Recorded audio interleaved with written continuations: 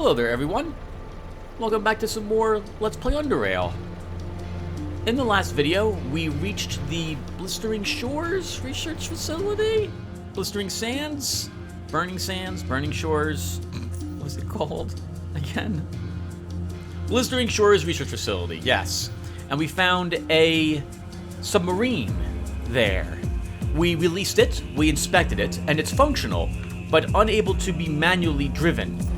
Its autopilot will have to bring it to where it needs to go, and the only locations that we have for it is it's a place called the Abyssal Station. We are unable to move it, however, to the location where the autopilot will begin functioning. We need it towed. We could tow it ourselves if we had a different jet ski, a particular one that could act as a tow, or a towing jet ski, but we do not possess that. Our Plaza Leviator will not function as such. However, the ferryman has a crane. We tried calling him, and we can't tell him on the phone what we need. So I found him over here in Port Cedo, and we'll talk to him here and ask if he can bring the submarine to where we need it. You find the ferryman busy as always. I guess I could use a break. What do you need this time? About lifting heavy things. Yeah? I need a submarine moved to a certain location. A submarine? The one at the geyser facility. You've seen it, haven't you? I have. I've seen it through the gate. Been there many times, but never inside the facility itself. Locked. I can't lift it onto the boat because it's too large from what I've seen, but I can tow it. The question is, why would I want to do such a thing? I'll pay you. Look, kid. Normally I wouldn't give a rotten fish about moving that submarine for you. But I have this feeling doing so would bring an end to this whole chaos much quicker. But I'll need to cover my expenses. Where do you need it moved? To the southeastern part of the Black Sea. There's supposed to be an elevator there leading to a deep sea mining station. The submarine itself is ready to be towed. Ah, yes, just east of here. That'll cost you 700 charons. That's a lot of money. How about 600? It's a long and dangerous haul, kid. The money on its own I care little about, but I need some insurance in case my ferry gets damaged. You understand. But I can accept 600. He nods. It's enough. Great. Here it is then. He counts and pockets the coins. Alright. I'll tow the submarine as soon as I'm done here. Anything else before I leave, kid? Nope. I'm off. See you some other time. He nods.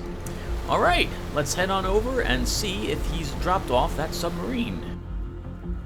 I think it will happen magically. Like, I don't think we actually have to wait for him to leave this location, go out to where the submarine is, get it, and bring it back. I think right now, once we left that screen, it should have been delivered. So we'll go and check. See anything else happen? I believe I was in combat. Oh no.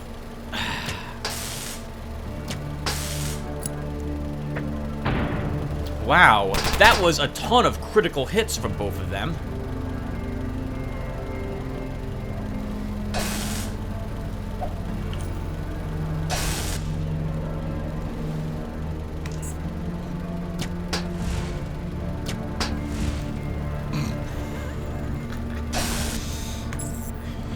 So I was about to say that I actually believe I had entered combat on my jet ski against a few pirates, so there's still a few skimming the waters here, and lo and behold, we have more of them here. We're on fire, but we're just going to manage ourselves while we're on fire. And we'll just take everything off of this wreckage. Oh, I didn't search this guy. Let's just take everything. We'll leave... can I take... Oh, no. You're kidding me!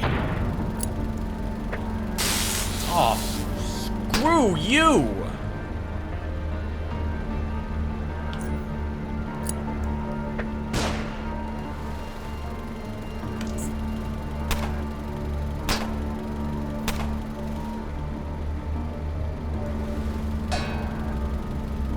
Right, everything I own is unpowered. Everything.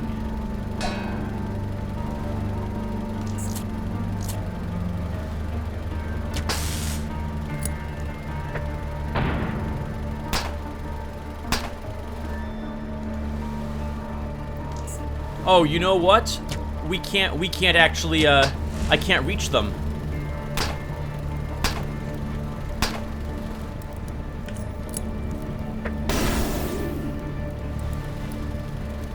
I can't actually reach them.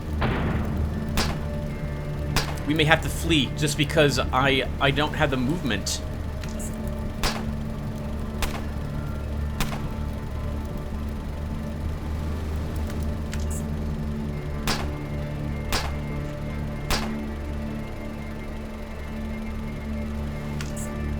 Still can't quite hit them.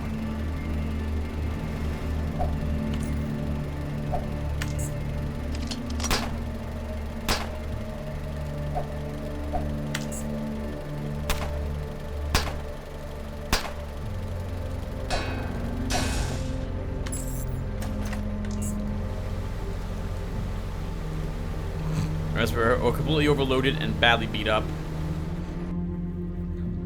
Can I can charge my jet ski here, though.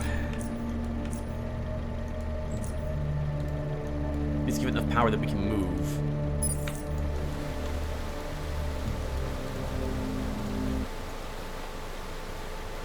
How many flippin' pirates are still left? We should have eliminated all of them a long time ago. It must be respawning them. It has to be respawning them. That's interesting. For some reason, I thought there'd be a set amount of pirates patrolling the waters. I guess people from Core City. They must have a bunch of pirates over there that made their way to the pirates back and forth with their jet skis, which explains why we didn't see all of these at their base when we were there earlier.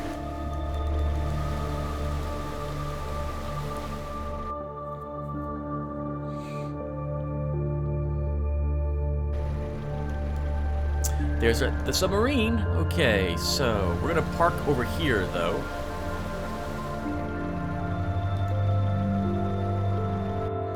Okay, and I want to store some stuff. We're gonna store it in this crate.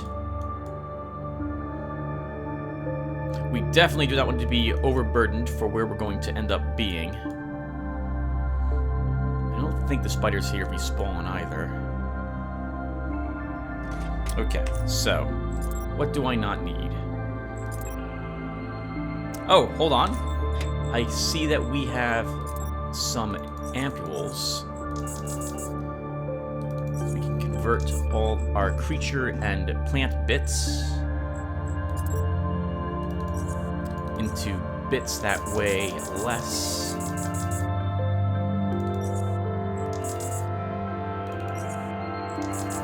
But still weighs too much. Okay, so... Oh, we took an engine. No wonder why we're completely overburdened.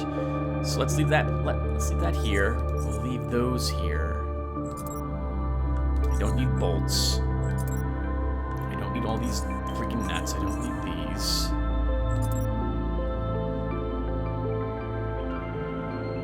I'm still carrying around my other armor. I forgot all about that.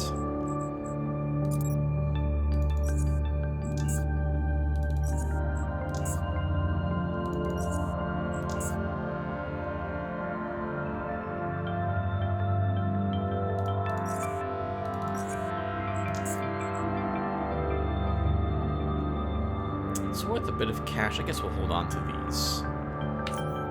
All right, let's go ahead. Sorry, everyone. I am going to go ahead, though, and make some repair kits and what have you.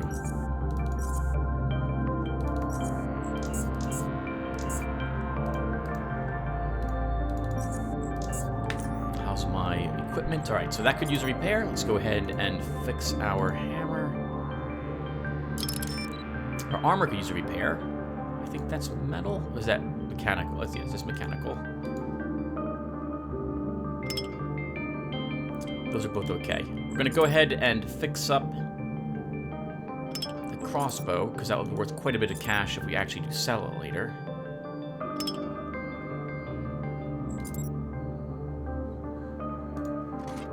Okay, next. Before I forget to do this, Oh, I should have stored this stuff. We'll walk back to that crate. Let's go ahead and fix and totally charge our leviator.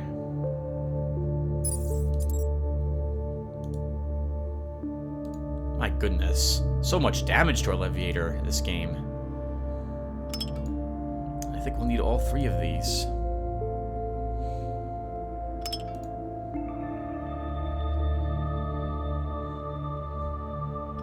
Okay.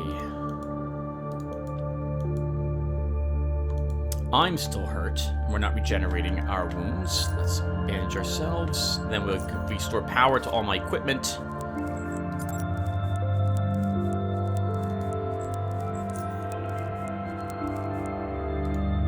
Goodness, one freaking EMP grenade. When it hits us, that's so expensive to recover from that.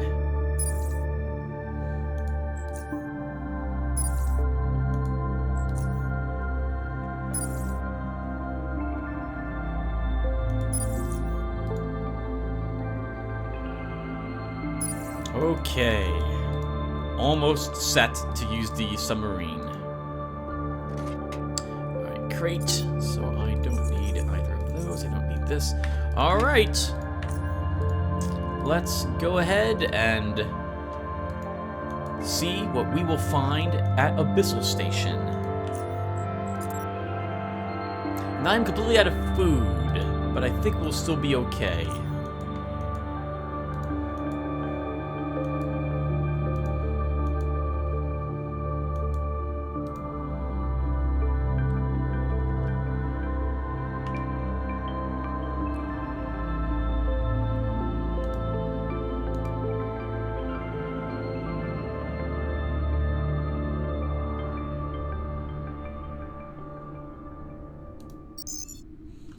Lemco, Deep Sea Explorer. Welcome. Error.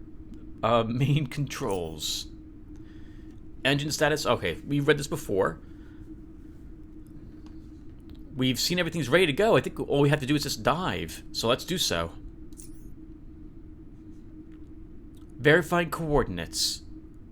Done. Performing thruster capability test. Passed. Pinging subnav units. 0 units responded. Obtaining gyrocompass information. Done. Plotting course.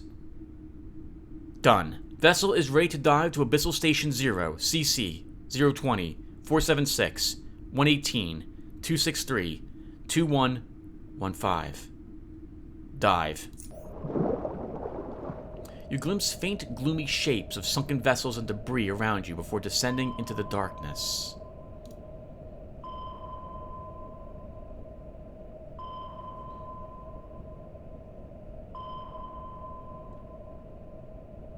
The walls are getting closer. You're descending into a gorge of some kind.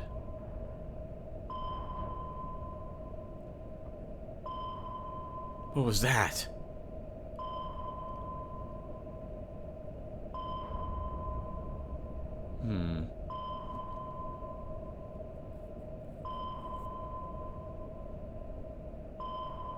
You see a blue light on one of the walls, a beacon. Then the space around you expands again.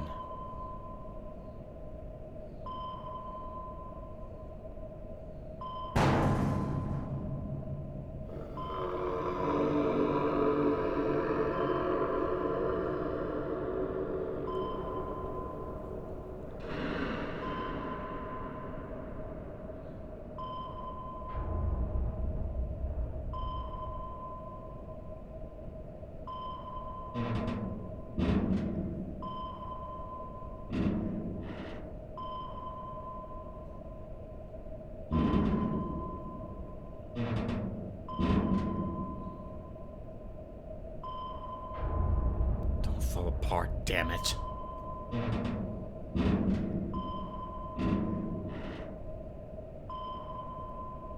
You see another beacon.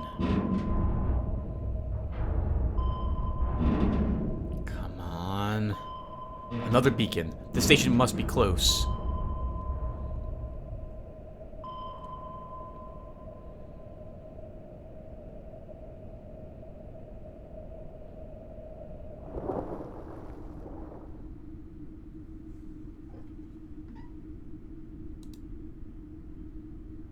We're 1,437 meters down below the surface of the Black Sea.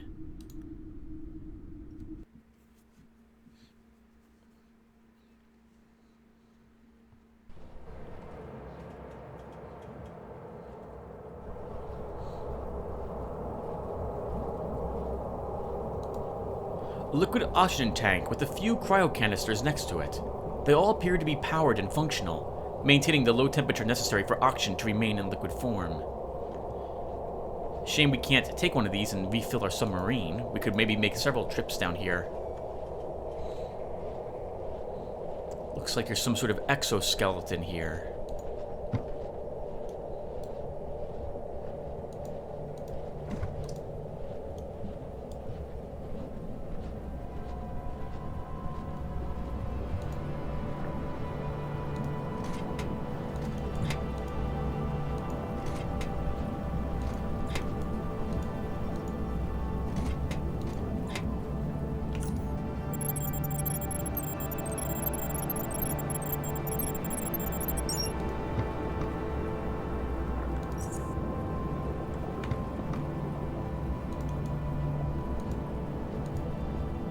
The console reads on the side, Elevator Control Console. It is, however, out of order. I suppose there must have been a way to reach this station from above without needing the submarine.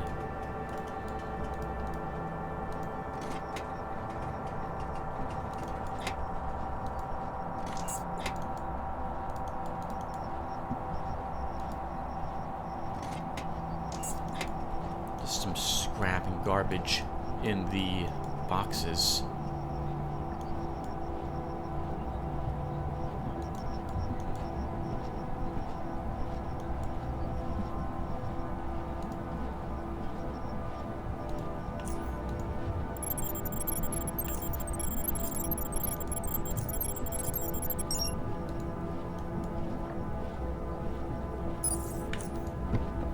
Ooh, crossbow parts, hello. A decent cyclone. And a hurricane.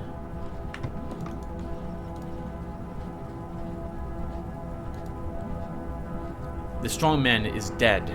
There's a gaping hole in its chest, apparently made by a plasma projectile. Your nutrient bars. She's able to talk at least, it looks like a little.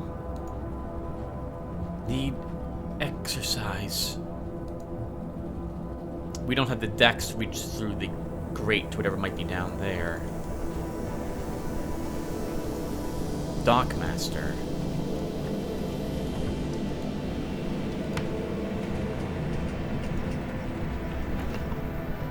Another deep sea water globe and 2 Stygian coins. I guess they were, oh yeah, they were using those for a very, very long time. Right, Biocorp made the coins.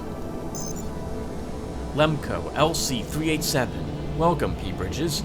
Unable to connect to ASIN. Only local data is available.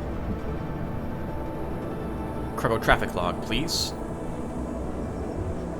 Research and Development Dome, Manufacturing Dome. These must be all the places within the Abyssal Station here.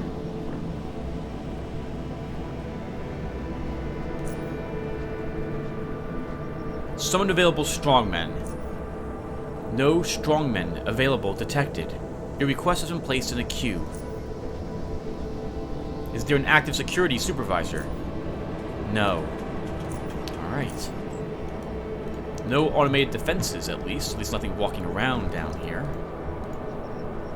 Or within range.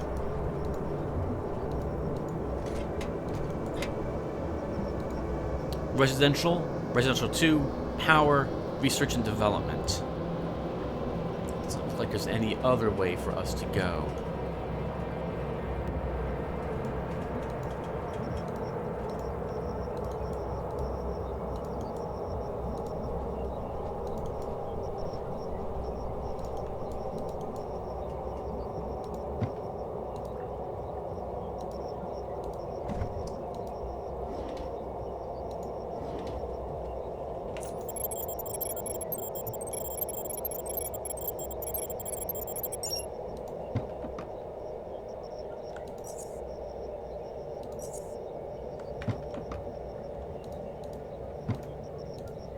that we can see the bottom of the ocean floor outside this window. I don't think this is like a painting. I think that's actually what is out there.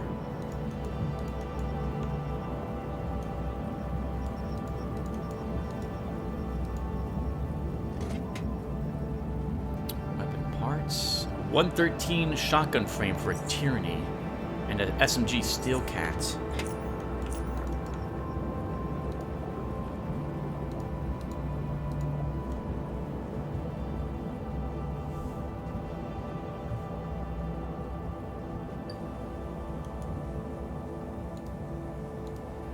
Cameras are still working apparently down here.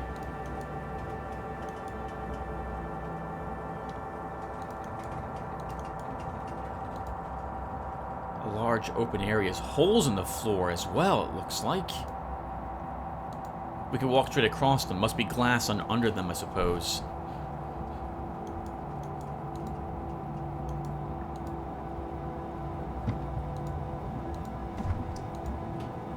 Nothing in the medical cabinet, nothing on the medical cart.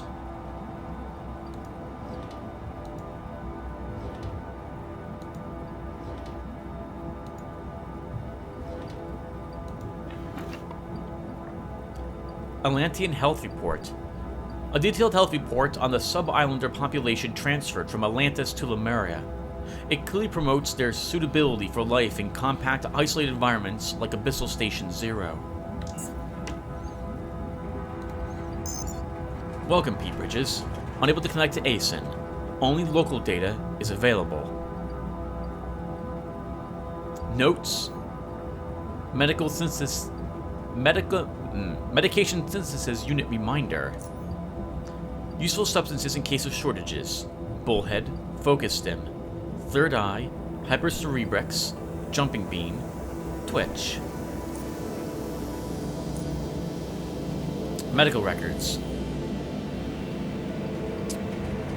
The Newmans and the Olvenders are here. Only Todd Newman, he's the only one we can access. Personal information. Personal identification, followed by number. Full name, Todd Angus Newman. Birth date, LEAD, 1910-226. Address, 114. Contact, occupation, not applicable. Marital status, married to Savannah Stig Olvender. Height, 175 centimeters. Weight, 99 kilograms. 200-something pounds, right? Blood pressure, 166/102. Blood type, A+. Major allergies, aspirin, dust, nickel. Hormone test results. Hormone test, male, sample, blood. Testosterone. Rather low on this. Very low, actually, on this. 7.83. The range is 7.6 to 31.40. Free testosterone, 0.2204. Even he's lower than the reference range. 17 beta ostriadol. A little less than average. SH binding globulin. 27.61. The range is 16. Yeah, all these are rather low.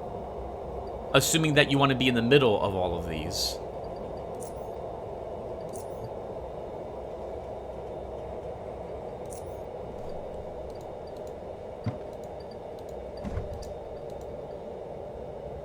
Okay, the cameras aren't... The cameras don't seem like they're hostile. They're not activating. Abyssal Station Zero. Research and Development Dome. Bring your hand close to it. Authenticating. Welcome, Pete Bridges. Authorizing. Authorization failed. Outdated implant security module version. Please report to the medical office in either residential domes for necessary implant updates or replacement.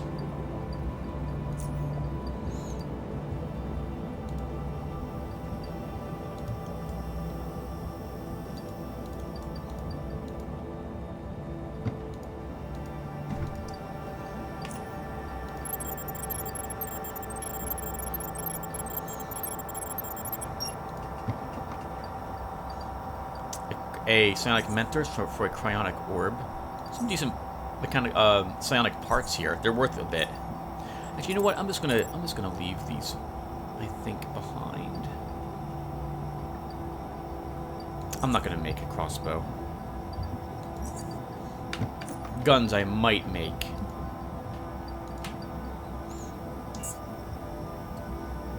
Lemco, LMSU Medication Synthesis Unit. Please select the item you wish to synthesize. The percentage of total med-synth chemical content required for synthesis is displayed next to each item. We have 35% left. I don't really think I need any of this. I'm going to leave this at the moment at 39%. We can come back later if we actually need to make something.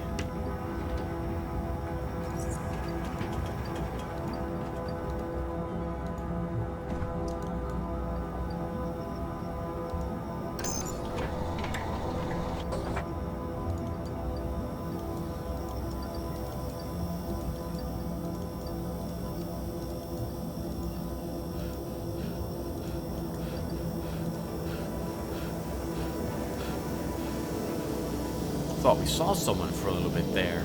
And I thought I heard breathing as well. Oh wait, what did the sign say? Security office.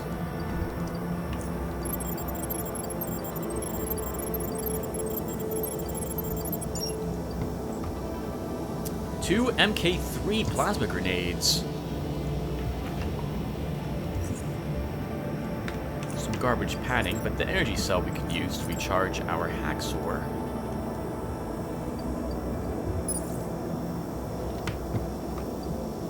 MK2 plasma grenade and a normal EMP. Holy crap! Laser weaponry. That will be worth quite a bit. And in fact now I don't think I'm even going to take those parts.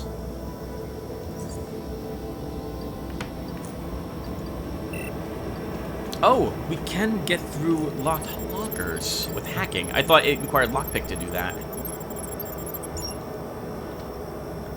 Plasma cells, a very decent circular wave amplifier, and 2 shields also. Nice. That makes that worth it. That was worth the energy for that. Some bullets, nothing in the cabinet.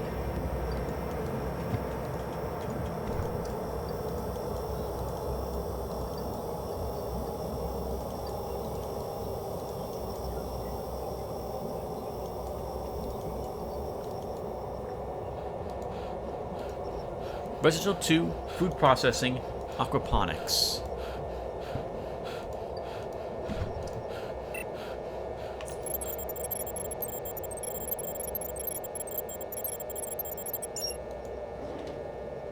Sniper scope, steel stabilizer, laser sight. I guess we can take both of those.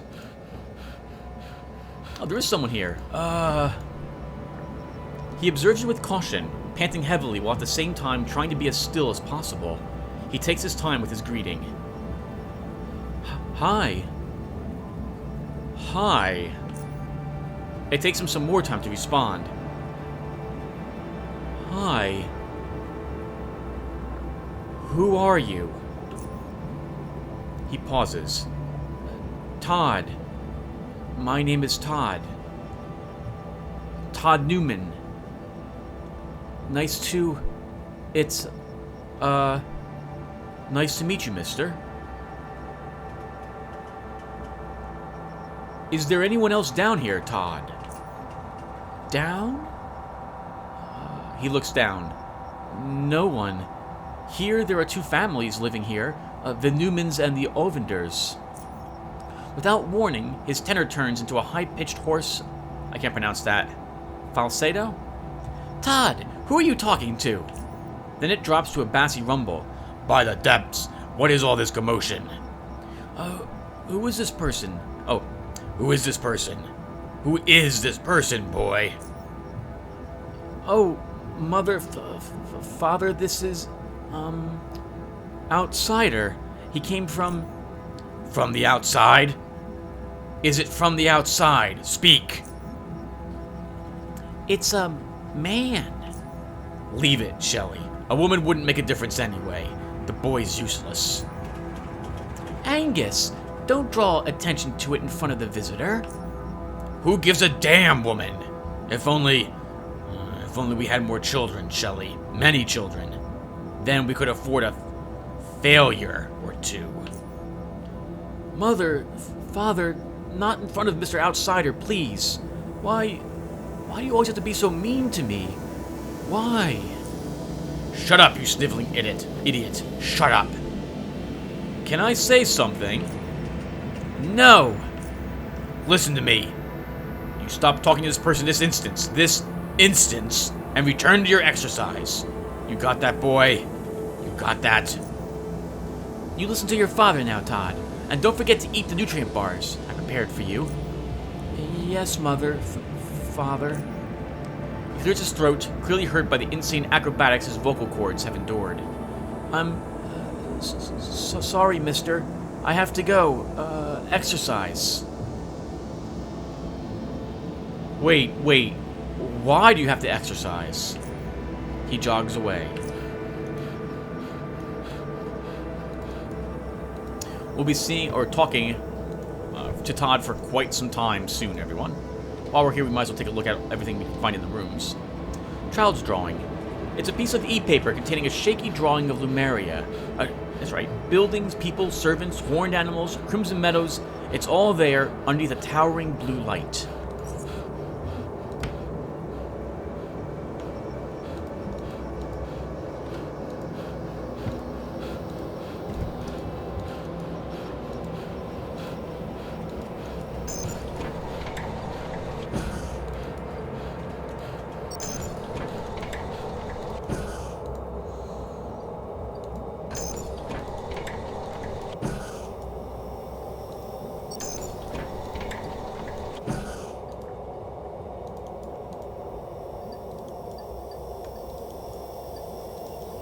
I don't know if it matters. In fact, I don't think it does.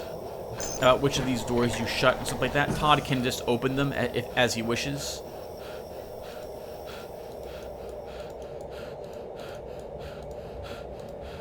Eventually, Todd will get... an odor of pungent, sour sweetness mixed with sweat permeates the air. The ventilation units appear to be out of order. He will eventually, I believe, come into this room to rest. And we'll be able to talk to him there, if I recall.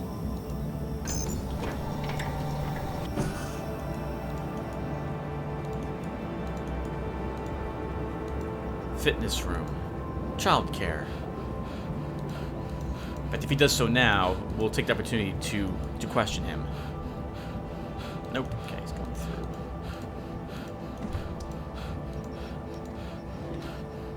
Oh, we've been in this room already. Okay.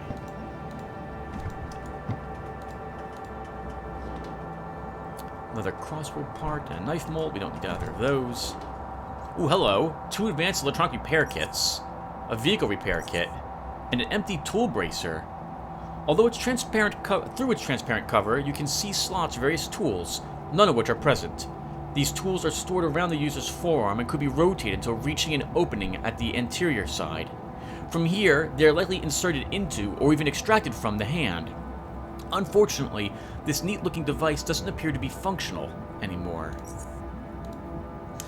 So think of it like a toolbox, where all the tools you could possibly need are inside this device. It straps to your arm, and you can rotate, like there's something I think that goes into the palm of your hand or something, and you can, or keys you can press, and it will rotate around and make available the tool that you desire to use.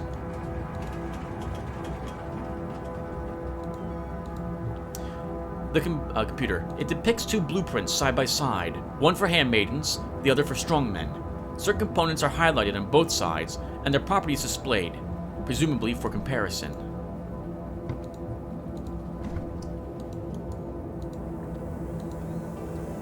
Residential 2, food processing, aquaponics. I do not believe we'll be entering any of those in this abyssal station.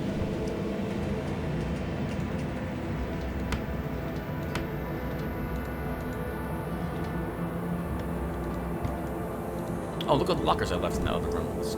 Oh wait, you're in this room? Oh, they're in both rooms.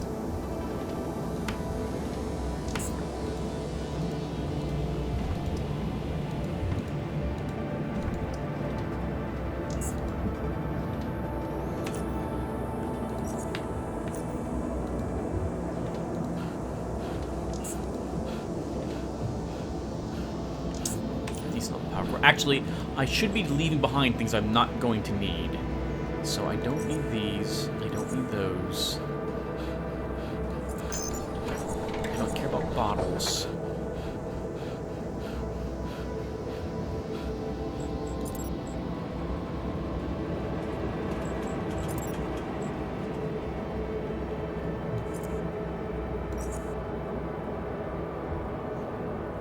Suppose we can hold on to the MK.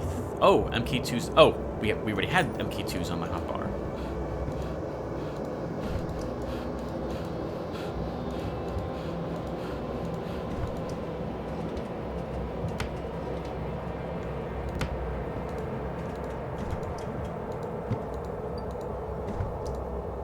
A digital frame displaying an animated family photograph. The family is tagged as Stig, Asta, and Savannah Olvander. They are standing in a warmly illuminated hall of imposing perpendicular architecture. The father of the family is a tall, smiling man, wearing a Lumerian doctor's coat and a high-tech monocle over his light blue eyes. The mother is a petite, smiling blonde, wearing a simple but fitting elegant scion dress. Blue-eyed as well, but is wearing bifocal high-tech glasses instead. The daughter is a spitting image of her mother, the major differences being her somewhat lighter shade of hair and softer, rounder features.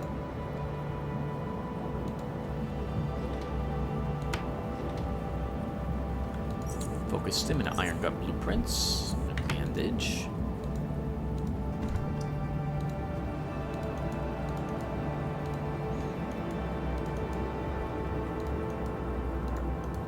Now, I had to tell everyone that we're practically done exploring this location, and we will have to talk with Todd for quite some time. There's a series of puzzles that we have to complete through dialogue in order to make progress in this area. Well, or not. So, I'm going to sum up what's... Should I? No, I guess I won't. A part of me wants to kind of skip this. Oh, hold on. A gold ring. A nondescript gold ring. Perhaps one of the wealthier merchants would be interested in it. Probably a wedding band.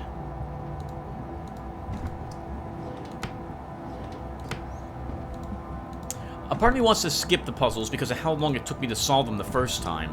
I think it took me an hour to do so. An empty bottle of, I can't pronounce that, a potent antidepressant. Someone was in a hurry to get those pills. Chewed up pill bottle. Oops, we need to recharge.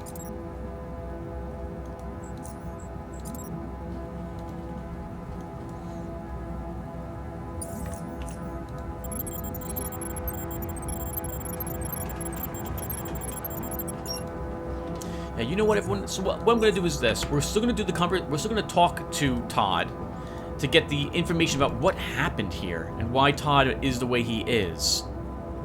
But I think that after that, I will complete the puzzles off screen, because otherwise the entire next video will just be me trying to complete the puzzles.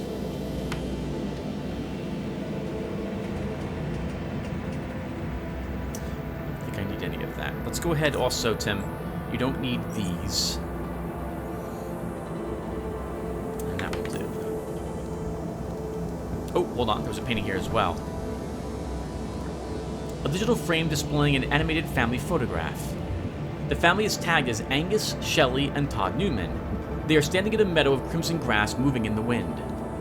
The father of the family is a bald, stubby man wearing an engineering suit and an ill-tempered expression on his ill-set face.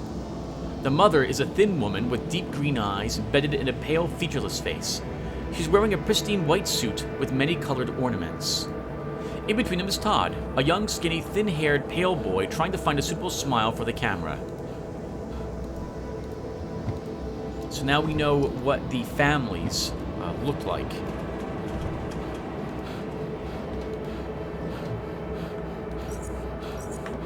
Some canned stew. You know it's still good after all these years.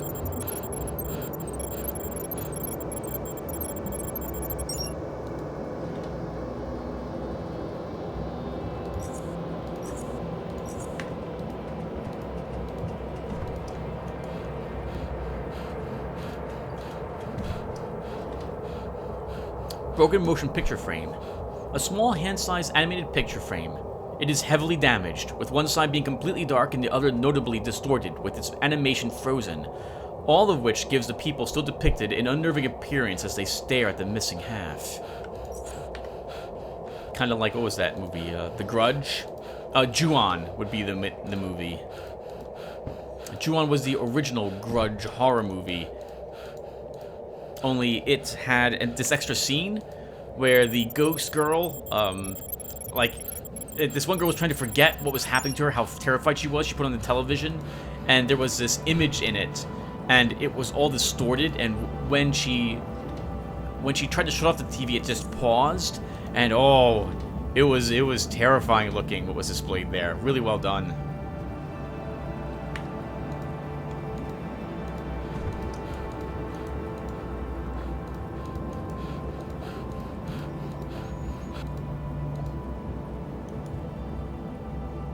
Okay, he's done. Excellent, he's done. He's done. Let's go ahead and talk with him. Hey, Todd. You find him sitting on a bench, wiping his forehead with the absorbent patch on his sleeve. Then, with gleaming eyes, he opens an unlabeled institutional-sized can and begins scooping some kind of dark paste from it. Its smell is sweet and sour, and distance-keepingly pungent, but he seems to be reveling in this stuff. Todd, do you have a microchip implant in your hand? His eyes give you the answer as soon as he looks at his outstretched right hand. I hear father coming. I have to go. I have to exercise, so that would be a yes. I need you to unlock the gate to the R&D dome for me. Research? No. I can't go there. I'm only asking for you to unlock it, not go in there with me. He shakes his head. Mother and father told me not to touch it. I can't touch it. He falls silent. There was something else. Please, I hear father coming. I have to go. I have to exercise. May I speak to your parents? I'll ask. He closes his eyes, and the first moments pass in silence, with a few twitches ripple across his face, but then he smiles. You wait a while longer until he opens his eyes. They are with the Ovenders, but they say you can join them, Mr. Outsider. Ah, the second family. He nods. Will you join us? No, I have to exercise. Lead the way then, or however you want to do this. You wait a few more moments before a voice addresses you. Ah, Mr. Outsider. So you're the visitor the Newmans have been telling us about. Yes, the ones the Newmans have been telling us about. we can say that we're Savage Mangler. No, we're not going to brag about the arena. I have to correct you. It's Corporal Gabriel. It's Sec Trooper Gabriel. My name is Gabriel. The kid got carried away. Not Mr. Outsider. Actually, my name is Gabriel. The kid got carried away. Stig Ovender. Asta Ovender. Our daughter, Savannah, couldn't be present. Ah, yes. And we're Shelley and Agnes Newman. Welcome. And we apologize about, what you heard during our first encounter, Gabriel. Yes. We're sorry the boy did something embarrassing. He's an imbecile. Yes. We're sorry the boy did something embarrassing. He's an imbecile. Agnes. Forgive our son, Gabriel. He's been doing plenty of exercise lately. We all make mistakes when tired. Isn't that right, Angus? Isn't that right? Where are you from exactly, Gabriel?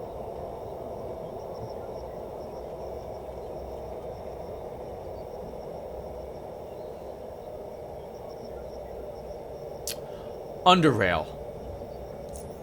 All voices answer as simultaneously as Todd's vocal apparatus allows. Interesting, Underrail. I've never heard such a place. Oh, do tell us more about the outside. Sure, but first, How much do you actually know about the outside? What's there to know, Gabriel? It's nothing but filthy water. Presumably, our guest is wondering if we know what's above all that water, beyond what we can see through our windows or have been told by our grandparents. Ah, that, well... Wait, you don't have any pictures or any kind of data from the past? Not as much as we'd like. A long time ago, there was a great energy emission that wiped out almost all the data from the central database. Documents, pictures, video files. Barely anything survived. Barely. So we rely on the few bits that survived the Great War, the aforementioned emission, the disunion, and everything up until now. We rely on those in artistic renditions of what things might be like outside. Well, how do you imagine the outside then? I like to think all this water is in a large room. A room so large you could spread your arms and run around and not bump into anything. And then there is a tower in the middle. A tower with a blue light at the top. I saw that in a painting. Well, maybe Biocorp destroyed it, but then again, maybe they didn't. Biocorp destroys everything. I don't know. My father told me there's no ceiling above that water, but just one big empty. What would you see when you look up? Nothing. All black, I think. Some people were talking about... Yeah, I remember it clearly. They were talking about there being a big natural light up there, dome-sized, even bigger. But that ought to be the light on the tower, Shelley mentioned. It ought to be. We all know from experience that if you want light, you have to make a light source. Light just doesn't shine out of nothing. With that, I can agree. I just realized we never discussed anything like this before. How exciting! Asta, what do you think is up there? Almost everything is water. And on the water there are stations. Some are under the water, but most are above. Your people like stations above water, while we, sub-islanders, like stations underwater. It explains the psychological differences between our two people. Besides, we know that sub-islanders came from Atlantis to Lotaeri many years ago before moving here. It does make sense. As for the question of how we imagine the world above, there is some land there, we know that, islands. These bits of land are called islands. There are stations there too. In general, people live in stations. It's warm, safe from whatever creatures live outside. It has to be cold outside. I can't imagine the size of heaters it would take to warm up that kind of space. It's probably unsanitary. Ugh. She shivers. I never let Todd touch anything unclean. He catches all sorts of things, but he is a good boy, and he listens when I tell him to wash his hands or take a bath. You're overreacting, Shelley. It's his immunity. Do you want to get ill, Agnes? Do you? Gabriel, how about you tell us what it's really like outside? Oh, yes, please. Up there... They silently wait for your response. So we can say there is no land outside anymore, only water. People live on floating platforms, some of which are at the mercy of the restless waves, some of which can move against them according to their own will and power. Biocorp destroyed the outside with their vile weaponry, and few human beings survived this onslaught. There is plenty of land left, but it's dark and lifeless, the only exception to the latter being ravenous beasts with a taste for human flesh. There's a large doming cavern above the sea, but there's also plenty of land. The land is populated by various groups of people, fighting each other all the time. Soldiers, pirates, savages. This is so far what my answer is going to be. The outside has barely any water left. This is one of the rare places where one needs a submersible to reach the bottom. A large floating light burns the ground so much that people don't come out until its gleam subsides for brief periods of time, and when they do, they fight over drinking water. The lush reddery has grown out of proportion after Biocorp left and covers both land and water alike. This thorny, poisonous, and often carnivorous vegetation makes traveling nearly impossible, so people fly between high towers, in which they mostly live. This is not perfectly safe, however, as there are swarms of giant insects in the air, attacking the skyships, so all of this makes it sound like outside is miserable. We'll go with the truth, or as close to the truth as possible. Number 3. Savages? Fascinating. Oh my. They stare at each other in silence. I don't know how that's even possible, because it's only one person. Processing what you described to them until one of them speaks. By the depths. That's unimaginable. Life is so dangerous outside. and I can't imagine how unclean it must be. The Ovenders remain silent, looking at each other from time to time. Oh, I'd like to see the outside. She looks around, but it's safer here. Much safer and cleaner. Now everyone is silent and completely lost in their imagination. Who exactly are the Sub-Islanders? We are. That would be us, the Ovenders. Oh, is that right? Oivenders? We are the last of our people in Lumeria. Me, my wife, and our daughter, Savannah. Senya, sweet, sweet child. Our daughter-in-law. Bass, appearing as though he wants to say something else, but changes his mind instead. The Sub-Islanders came to Lumeria way before the Great War, and we've been together since. Yes, our numbers were modest in the beginning. We came from Atlantis, a station that is said to be in a place called the North, in the direction of the docking dome, but way beyond it. Why did the Sub-Islanders come here? Our people were adapted to living conditions the native Lumerians were not, the conditions you witness here. We don't need much room, much light, much movement. This station was built with us in mind. It is much like Atlantis, the senior Sub-Islanders used to say. Sub-Islanders were perfect for working here and helping the Lumerian community. We performed mining duties, technology research, and along the way, maintained our culture. What survived the integration, that is. We did live separately from the native Lumerians until the Great War, though. Then, many years later, disunion happened. We, greatly admire the Sub-Islander. Language, yes. Isn't that so, Agnes? Oh, and I have to add that I've always envied Asta for her beautiful name. It sounds so open and bright. It's the two A's, one at the beginning and the other at the end. Sineva sounds gorgeous as well. Thank you, Shelley. Everyone falls silent as the discomfort in the air turns thick. Tell me about this disunion. It's a separation of two peoples. Unfortunately, a violent one. After the Great War, the most prominent native Lumerians arrived to Abyssal Station. Most ministers, their families, and everyone else who had been selected. All was well at the start. Biocorp never found this location, and the natives integrated into the Sub-Islander population well. Sub-Islander population. There was no segregation, and the two people lived together room to room. There was one place where the natives didn't fit in. The Research and Development Dome had two sections, General Laboratory Section and Special Laboratory Section. The Special Laboratories performed highly advanced and specialized research and was comprised of respected Atlantean researchers who performed working their own way and didn't like the outsiders. Some of these were my great-grandparents, and everything I'm telling you was passed down through the generations. That bloody lab. To the depths with it.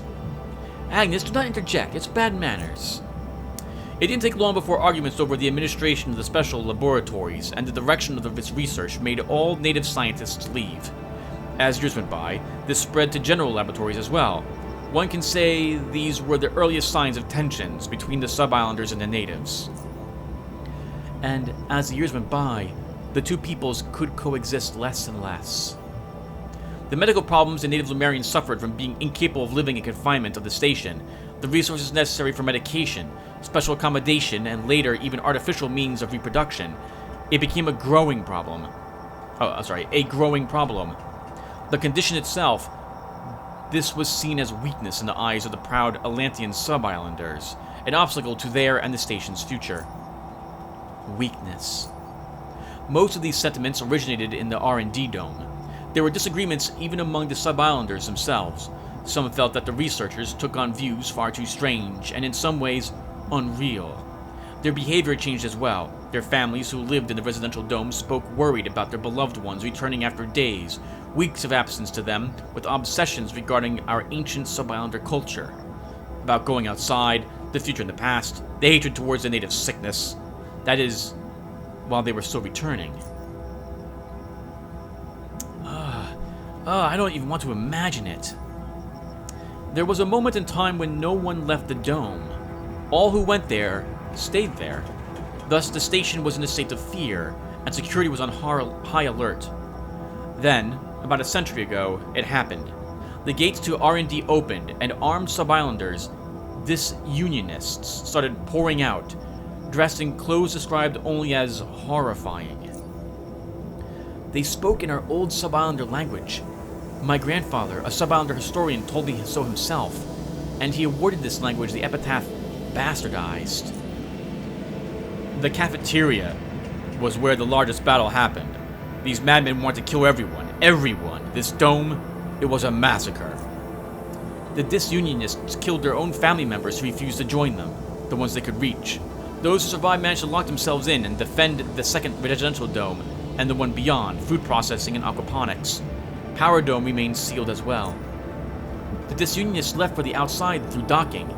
They took the pre-war subspheres. They left corpses and desolation behind them. About 20 or so survivors, mostly native Lotaeri, and about 3 disjointed sub-islanders' families, which would later all merge into Oivenders.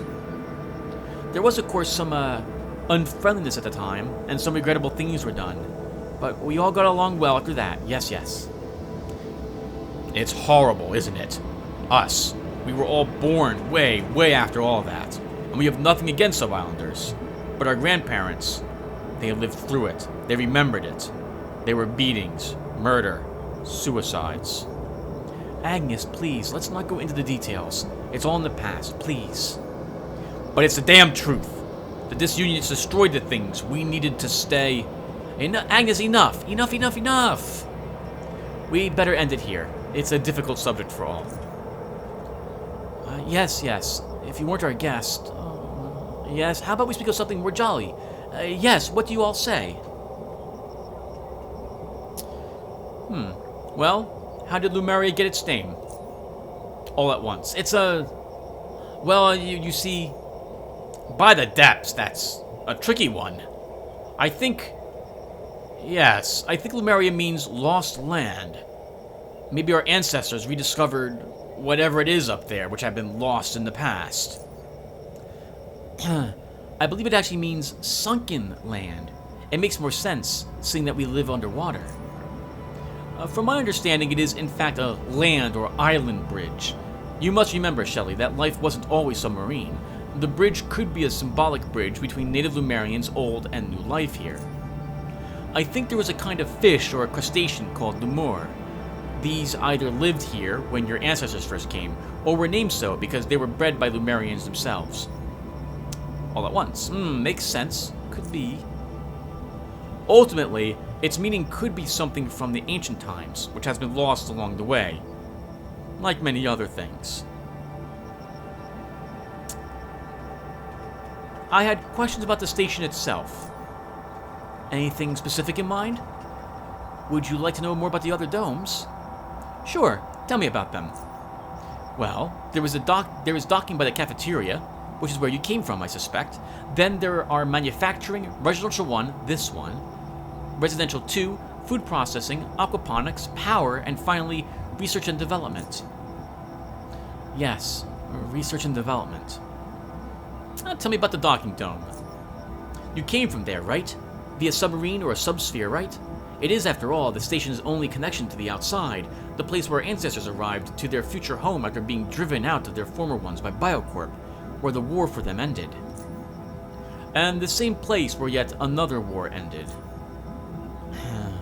Yes, anyway, Gabriel, the dock hasn't been used since those days, until you arrived, if you did come that way. How about Residential Dome 1, where we are? Yeah, you're in it right now.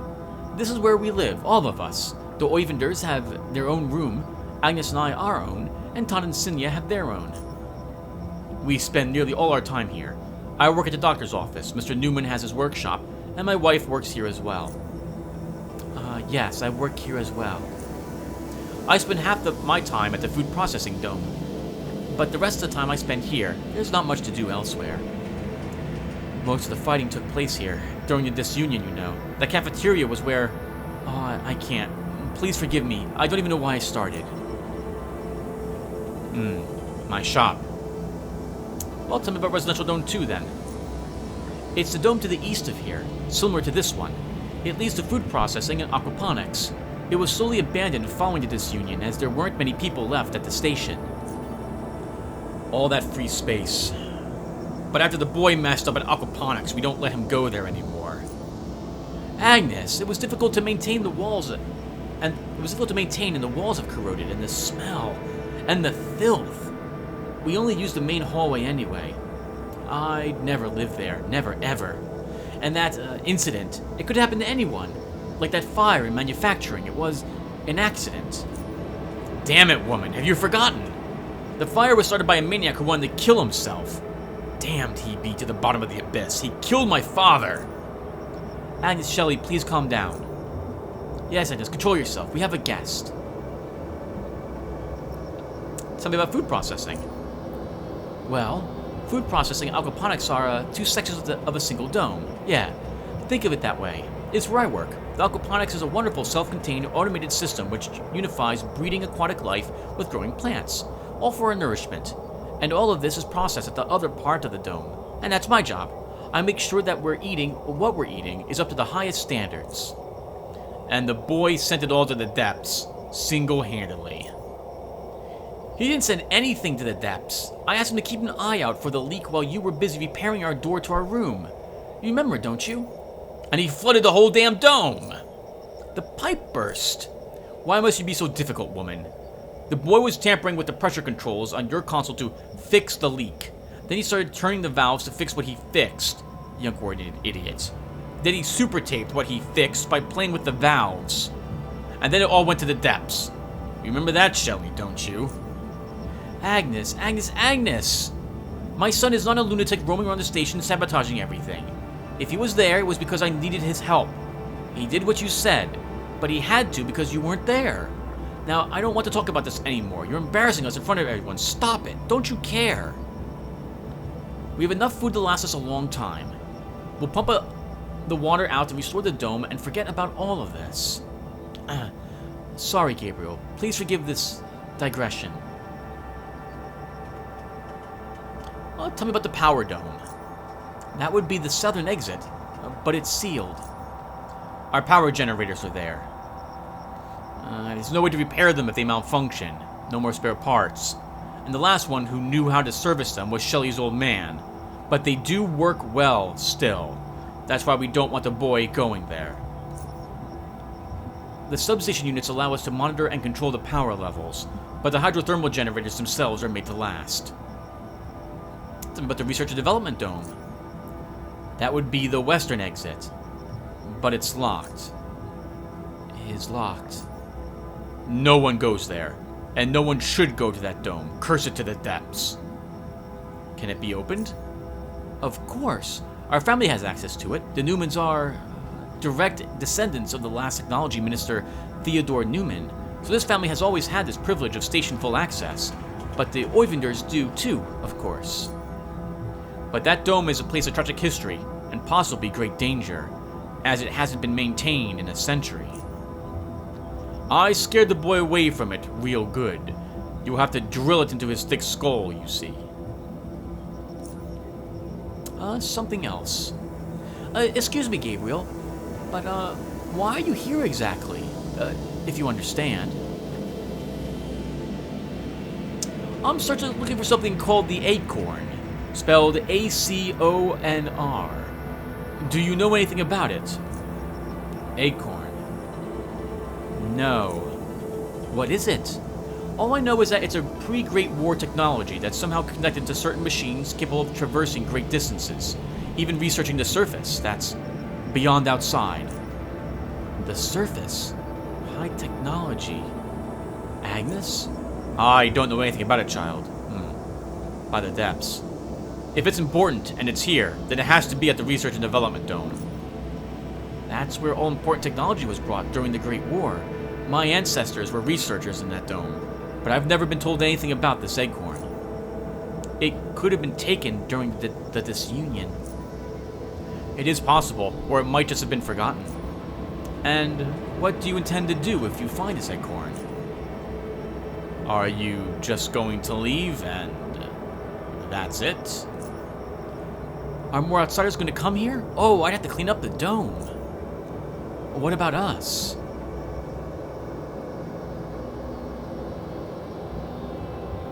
After I'm done here, I'll just go back to my submarine and leave you alone. Alone, yes. We, can't leave the station. It is difficult to explain. Too late. But our children, you see, Todd and Sinya, problems here, I mean, it's a different world outside, but maybe, Todd's facial expression no longer corresponds to a single character, and he falls silent. This lasts for several moments as his stare slowly drops down. Yes, we'll discuss this later. Where were we? Some more general questions for you, Todd. Oh, certainly, Gabriel. I'd like to know more about you. Well, we'll go first, if the Oivenders don't mind. Where to start? We're descended from the Lumerians, which obviously found their refuge here. Refuge from Biocorp. He utters it with undiluted hatred, clenching his fists and scowling in the process. The Newmans were reputable architects, you see. They were the ones who designed Lumeria, and Theodore Newman was the last technology minister, a powerful man who, surely would have become the prime minister if things hadn't turned out the way they did.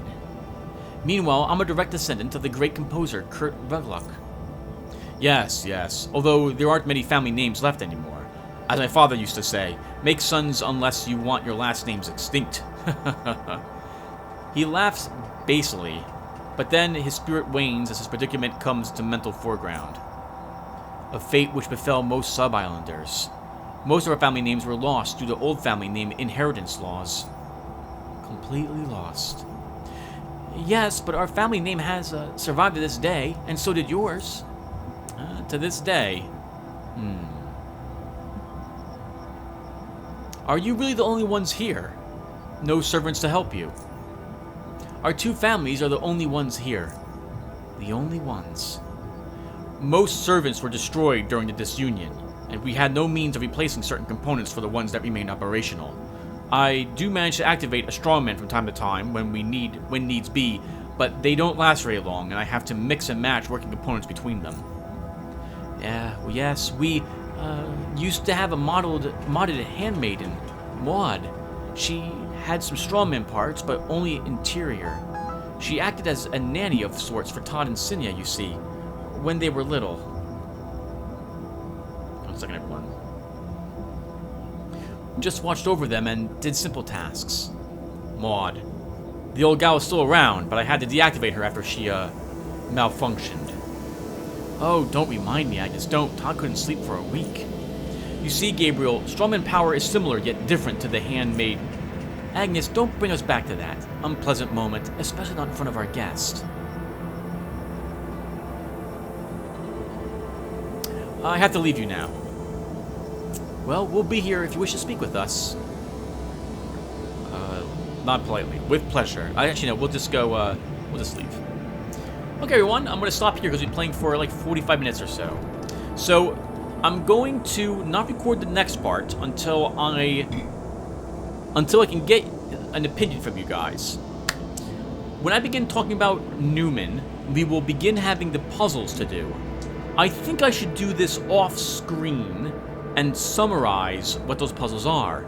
Alternatively, as you just saw, with the right amount of strength, we can drag Todd to the door and force him to open it. We could also use maybe Intimidate to force him to open it that way. Let me know what you guys would like me to do. We can either intimidate Todd to going to that door, we can drag him there, or we could solve the puzzles, which would be required, convincing those 4 people that we were talking, that those personalities Todd is emulating, to let Todd go to the door and open it. We have to convince all 4 of them that this needs to happen. Let me know what you'd like me to do, and I will do it. And I will see you guys in the next one. If we get a tie or something like that, then I guess I'll flip a coin. Or roll a dice or something of the sort. Okay, everyone. See you all in the next one. Take care, and thanks for watching.